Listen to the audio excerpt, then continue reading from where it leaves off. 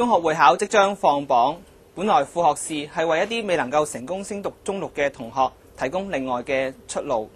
但係由於政府最近公布嘅一系列關於副學士升學同埋就業嘅數字嚟講，係強差人意。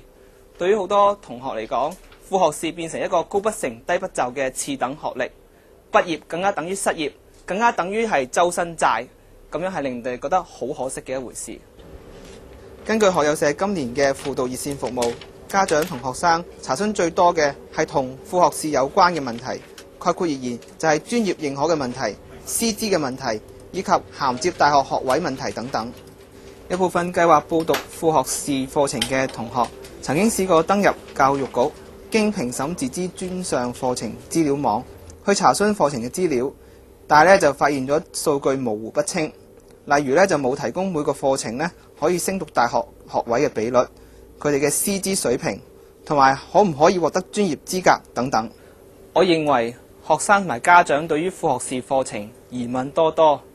同埋長期以嚟都係學生呢個次次嘅選擇。究其原因就係因為政府當初推出副學士課程嘅時候係欠缺妥善嘅規劃，而且喺長期嚟講個定位係唔清晰，都係未能夠解決到同學升讀大學嘅樽頸嘅問題。現時有2萬幾個同學讀緊副學士嘅課程，但係只有1000幾個位俾佢哋升讀大學嘅啫。所以你睇到而家嗰個大學學位係嚴重嘅不足，而且副學士嘅學費都唔平嘅，2年夾埋都要接近9萬。萬一同學能夠有幸升讀到大學嘅話畢業嘅時候分分鐘係10幾萬嘅債務係孭喺身㗎啦。